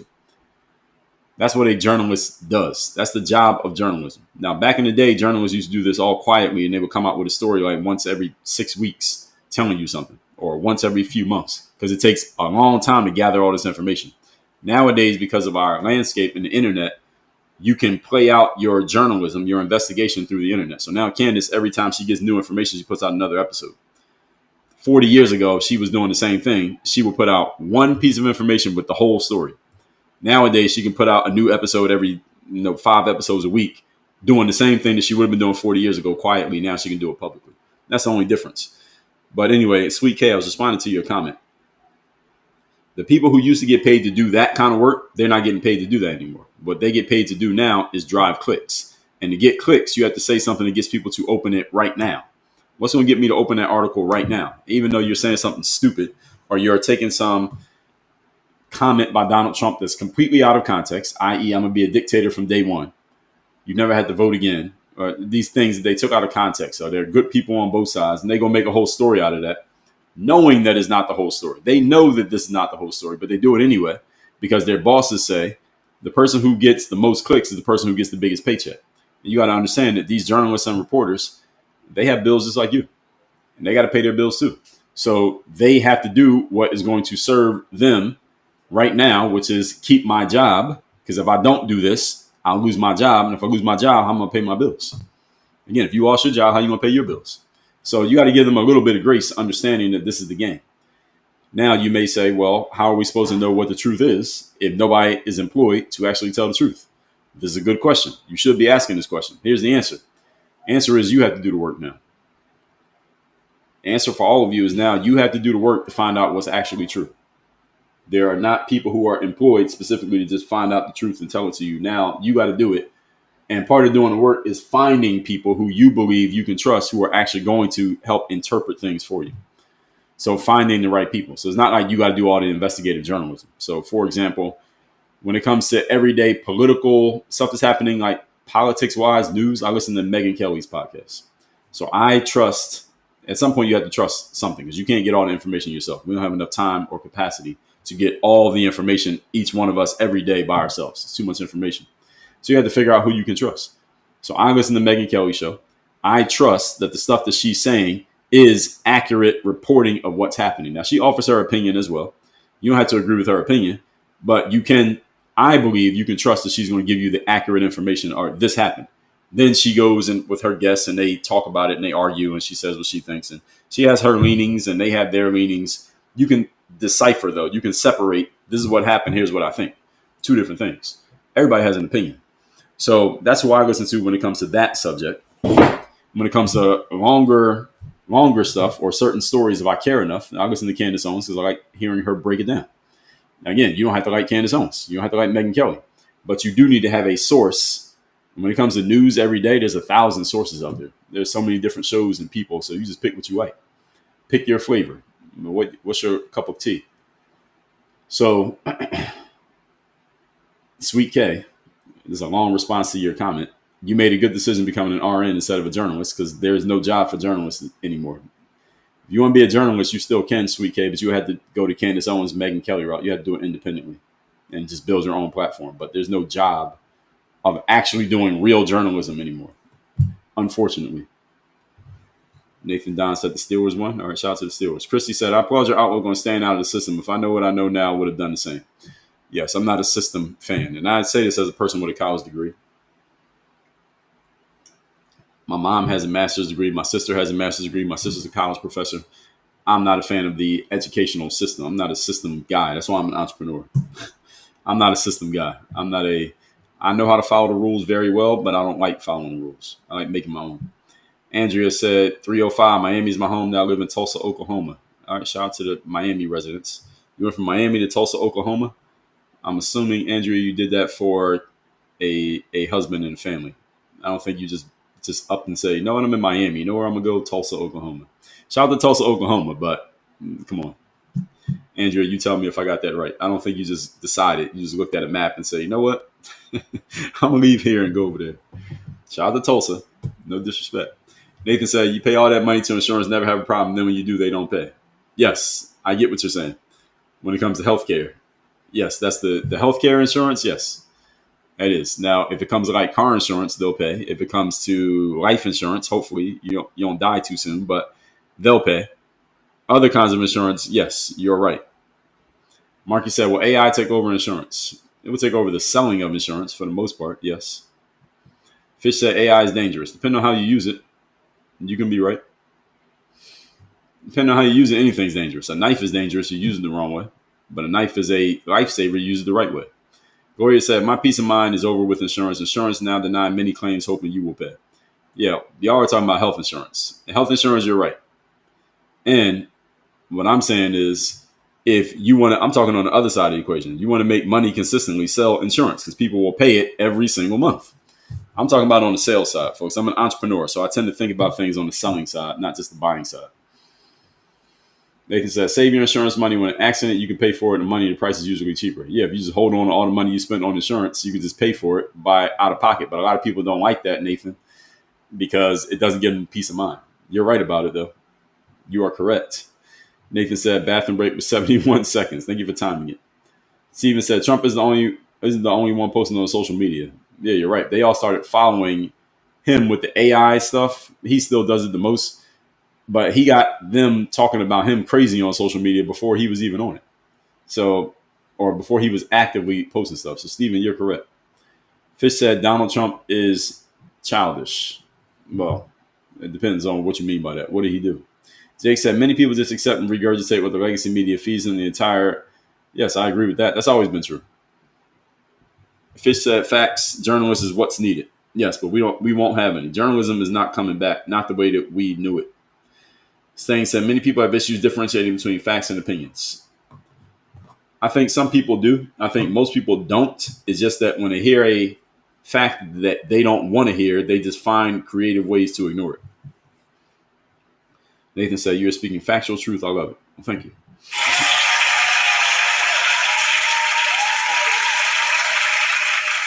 Stain said, I'm worried about her safety. I pray for her daily. You talking about Candace Owens?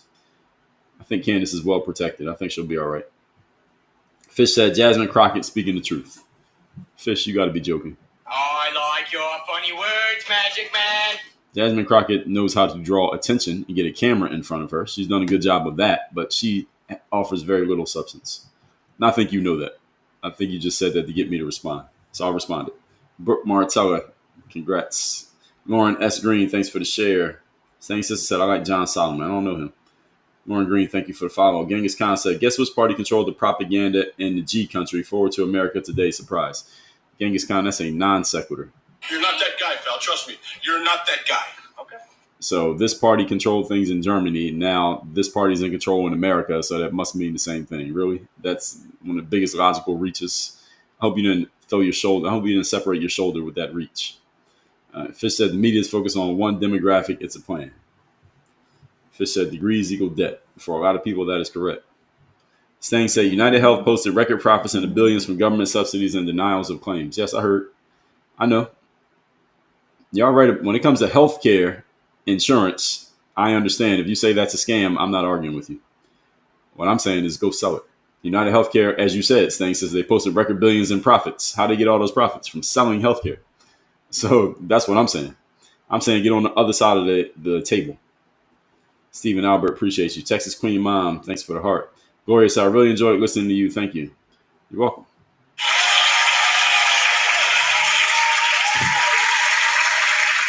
Just Shauna said, my son is in college now, thinking about getting into journalism. I think it's a bad idea. Well, Shauna, it's a good idea to get into journalism. It's a matter of what's going to be his business model once he does. If he decides to become a journalist, that's a good idea. We need journalists. We need people who will break down all the facts, put them in context, and tell us what actually happened objectively. We need that. Shauna, his challenge is going to be that there are not a lot of companies that will pay somebody to do it. There are still a few. And I think they're becoming fewer and further between because journalism, the consumption of journalism requires patience, objectivity, and a certain level of intelligence. How many people do you know have all three? If you're going to consume journalism, that's what you need. Because why would I consume journalism when I can go on TikTok and I can hear somebody in 2 minutes break down one fact pulled out of context that sounds funnier and is going viral as opposed to reading an article that's going to take me 30 minutes to read. It's 20,000 words and it breaks down the entire story in detail. which one's going to get more attention? Probably the TikTok video. So the challenge is the business model for the business market. The market for journalism just is not nearly what it used to be, because people have all these options of the quick thing, the quick dopamine hit, like the 30-second video on social media, as opposed to the article is going to take you 30 minutes to read. Who's going to sit and read something for 30 minutes? How many people do y'all know who read books? How many of you, name the number of people you know who actively read books? Like, there's a person you know, like you know them in person, or you can get them on the phone, and you know that they read books. Like every time you talk to them, you ask them what book are you reading, they can name that they're reading something. How many people do you know who read books? Just give me a number. How many people you know who read books? Journalism is like reading books. Reading journalism is like reading a book. A lot of people don't read. See, most of you, nobody named even 10 people. A lot of people don't read. Now, the good thing about journalism is you can do it through other mediums. You can do it through audio and video. So like Candace Owens, I believe what she's doing is journalism. She's doing it through audio and video. So your son, Shauna, he can do his journalism through audio and video. He needs to be good on camera. He needs to be good at speaking. And then he has to figure out how he's going to make money. So can he go get his podcast? If he gets his podcast hot, maybe he can join the Candace Owens podcast network. Who knows, when he gets out of college? Maybe he can get his show sponsored. If he pops off, he can get sponsors on the show. He can get into the Megyn Kelly platform. He can start his own platform and get sponsors and make money. So the question is not if journalism is a good idea, Sean. The question is, can he make money doing it? Which is, I'm pretty sure, why he's in college. So you can figure out how to make money doing it. So I get it. I get what you're saying here, Shauna. He has to think about how does he make it marketable. And that's the business mind has to come into play there. Texas Queen said you're in a book club. Okay. Shout out to the people in book clubs. Andrea said, I have a few clients that still read. I'm a book advocate. Yes, I'm an advocate too. Even me, I listen to books more than I read them these days. I mean, people call that reading. I used to think that was cheating, but now I don't sit and read books and like look at the book like I used to. I don't do that anymore. Now I read audiobooks. Meemaw said, a lot that I know to include myself. Fair enough. Perry Grant. Nathan said, I know you. LOL. Fish said, journalists just be yapping most of the time. I don't know about that, Fish. If they're a true journalist, they're telling you why something happened. That's the whole point of journalism. They have to break it down. And what you're saying here, the direction of what you're saying, Fish, is exactly what I mean. A lot of people don't want to consume journalism because it takes too much time. Consuming journalism takes time. There's a reason why Candace Owens has been stringing along this Charlie Kirk thing for a month, because the story is so deep that you can't give it all in one episode. There's too much material. And she's still learning what's going on. That's what journalism is. And a lot of people don't want to consume journalism because it takes too much time. When instead you can watch a 3-minute video on TikTok. Which one is most people going to pick? 99% of people are going to watch the TikTok video rather than read the article. Why read an article if you watch a TikTok video? Or somebody else will read the article, then they'll make a TikTok video telling you here's what's in the article so you don't have to read it. And then people will listen to the video, don't read the article, and believe what the video said, even though the person in the video is lying. This is where we are, folks. This is human nature. Social media just took human nature and weaponized it against us. Most people don't think, they don't read, and they're lazy. So if you give people an option to be lazy, to not think, and to not read, they're going to take it. This is why social media is so popular, because it doesn't require thinking. Shauna, you're welcome. Meemaw said, my daughter, Jay Nicole, has written 54 books and a computer engineer. 54? Congratulations. Toya said, I love audiobooks. Fish said, facts. Great. So everybody, I'll tell y'all one more time, mirrorofmotivation.com. This is the book you can get from me to start off with, Mindset. The book is free. We get a book away free. We just want you to cover the shipping. Go to mirrorofmotivation.com. We got a lot of books I give away for free, but you can get started with this one. We will take you through a funnel. We'll offer you more books in the process, but this one is free, mirrormotivation.com. Just cover the shipping, or just text the word mirror to the number in my profile, which is 305-384-6894. You want to work with me and my main focus. For those who don't know, my main focus is not talking about current events. My main focus is what we call the Power Presence Protocol. That is how you close more deals, get more cooperation, assert authority, command the room, and leave an imprint on other human beings without saying a single word, because 85% of communication is nonverbal. You want to get better at doing that? Go to powerpresenceprotocol.com. The link is also in my bio. And this is all about getting things done with less effort, because your presence is doing the speaking for you. We all know, we've all heard 85% of communication is nonverbal, but most people have never done any work on that 85% of communication. Notice when people talk about working on communication, they talk about speaking and writing and giving a speech and talking. That's 15%. The other 85% is the nonverbal, the stuff that you don't say. Your body language, your tonality, your eye contact, the way you walk into and out of a room, the way you present yourself, your posture, all of these things are what most of communication is composed of. If you want to get better at communication, you need to master that part, not the part that everybody talks about. That's what the power of presence is all about. I teach people how to do this, and not only the nonverbal part, but how that nonverbal mastery translates to the verbal mastery. So we teach all of it. So it's clearly, y'all been sitting here listening to me talk for the last 2 hours. So I understand the verbal part, but it's a nonverbal part that makes the verbal part matter. You want to make your verbal communication matter, you must master your nonverbal communication, because you close the deal before you say the price. If everybody understands what I'm saying here. You want to get better at that, go to the link in my profile. Again, it's powerpresenceprotocol.com. All of you can see it, whatever app you're watching me on. Replays to these lives are always on my YouTube channel. You can find them on Facebook too. I'm live on LinkedIn as well. And you can always text me. Text with the word power. You want to learn more about that power presence protocol, what I was just explaining. Text the word power. My number is 305-384-6894. So you want to text me directly, 305-384-6894. That is the best place to communicate with me personally, is through my text number. If you send a DM or an email, you'll probably get a response from my executive assistant. She will write you back. Actually, she don't always respond to DMs. If you send DM, you might not get a response. You want to hear from me, text me. Do not send a DM. You want to communicate with me or even my assistant. We get too many DMs on social media. We don't respond to most of the DMs. So don't waste your time DMing me, text me. 305-384-6894 is how you reach me. So I will see you all tomorrow morning. I do these live streams Monday through Friday, 8 a.m. Eastern. So if you like this one, come back tomorrow. If you are not sure about me, come back tomorrow. If you loved it, come back tomorrow. If you hated this, come back tomorrow. Monday through Friday, 8 a.m. Eastern. This week, I'm going to be traveling. So I will be here tomorrow as usual. But after that, I'm going to be off the rest of this week because I'm going to be traveling. But I'll be back on Monday to talk about if New York City is royally screwed or not. That's probably going to be the topic on Monday. But we'll see. A lot of things can happen in the course of, 5 days? Wednesday, Thursday, Friday, Saturday, Sunday. So there'll be a lot to talk about next week. But I'll be here tomorrow. Tomorrow I'll be back. Topic to be determined. Text me if you want to reach me. Power Presence Protocol. You want to work with me directly. Have me as your personal coach. Some of you call that life coaching. I say all coaching is life coaching because everything you do is part of your life. So business coaching, mindset coaching, sales coaching, entrepreneur coaching is all life coaching. Everything's life coaching. You want to have me as your direct coach, get into the Power Presence Protocol where I teach you how to master that 85% communication that makes the 15% matter. I will see everybody tomorrow morning, 8 a.m. Yes, 8 a.m. Eastern. I'll see y'all tomorrow morning. Everybody have a great Monday. We out of here.